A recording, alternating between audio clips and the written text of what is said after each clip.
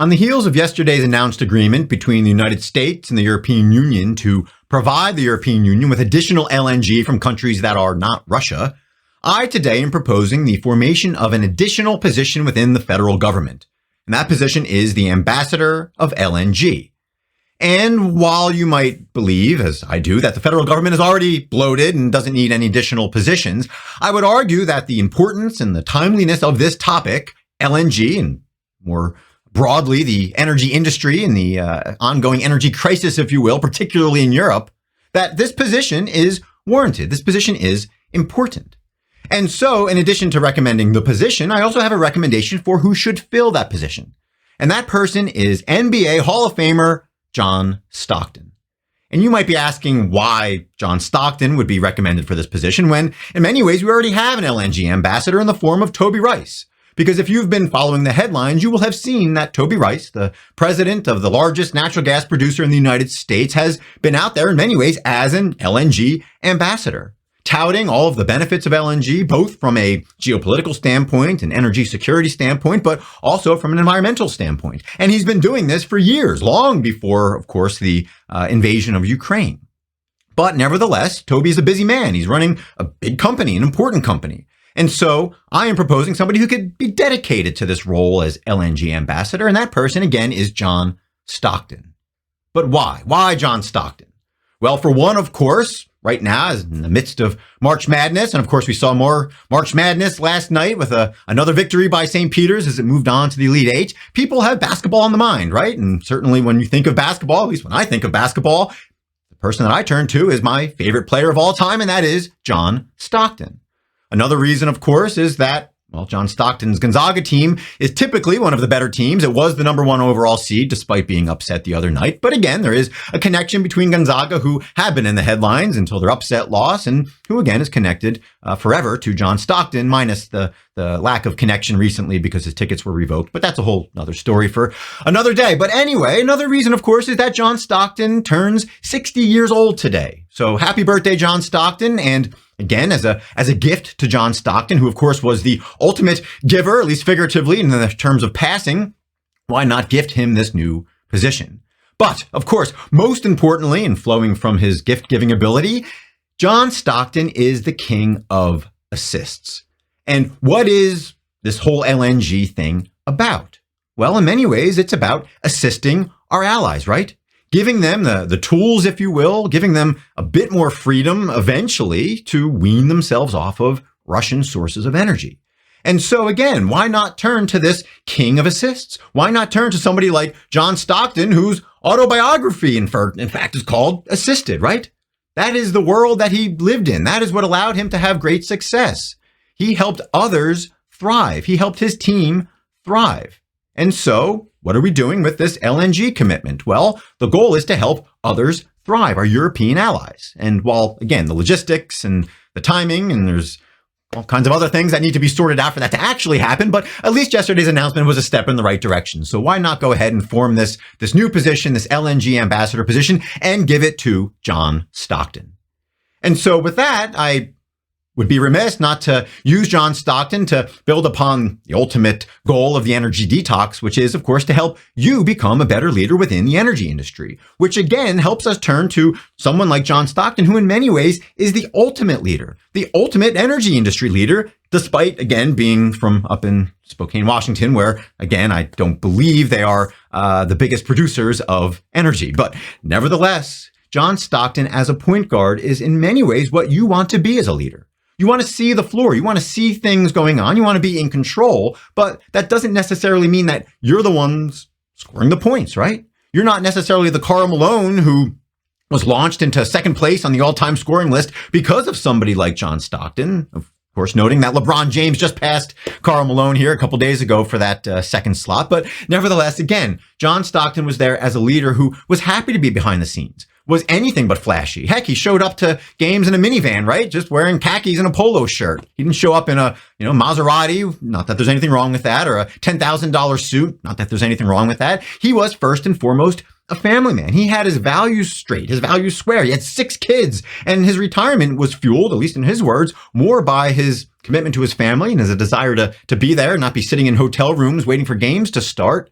And even though he was still playing fine, he only missed a handful of games throughout his career, he decided to retire because those were his priorities. And that's what you want in a leader, right? You want somebody who, one, has his priorities straight, two, has his or her eyes on the floor, so to speak, and watching things move around, and three, probably most importantly, helping other people thrive, helping other people do what they need to do. But I guess the fourth thing I'll throw in there is that a leader, when he needs to take charge, when he or she needs to say, look, I got this, they can do that as well. And that's what John Stockton did on occasion, most famously when he launched the Jazz into the NBA Finals when he took over against the Phoenix Suns. He did step up. He was the man. He, found himself in a position where it wasn't enough to just help others, to just assist others. And so again, from a leadership standpoint, ask yourself, in what ways are you like a point guard, like John Stockton, who's content being behind the scenes and quietly helping other people thrive and do better and move forward and move more smoothly and freely? Or are you constantly striving unnecessarily to be the big man, to be the flashy man, to be the one with the $10,000 suits and the Maserati, figuratively, unnecessarily? And in turn, might you already be in a position where, again, your flash might be detracting from the flow of your team and your ability to win?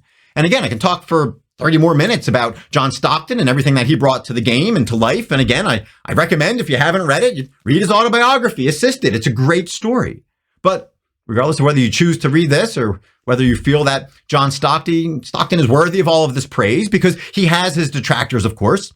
And in fact, while he was playing, I remember, again, as a kid, as a big fan of John Stockton, I wore number 12, when I was playing youth basketball there, because I was that big of a fan. But there were detractors of his, just as there are detractors of the energy industry, of course. Many people call John Stockton dirty. They didn't like the way he played. And again, much like the energy industry, they think of us as dirty. They don't see our value. And in fact, in many ways, they misinterpret the grit, the hard-nosed nature of the energy industry for something that it's not. That again, it's dirty simply because we do get dirty when we're out and about, right? When we're in the field, when we're getting our job done. It's necessary work. But people, in many ways, look down upon it, which of course is fueling, in many ways, a crisis when it comes to employment, when it comes to people who don't want to enter the energy industry or enter the trades and get dirty, if you will. And while, again, we can talk for another 30 minutes about some of the topics that the likes of Mike Rowe, who might also be another good, worthy ambassador at some point for the United States, at least when it comes to jobs and getting the job done and doing what's necessary to support ourselves domestically and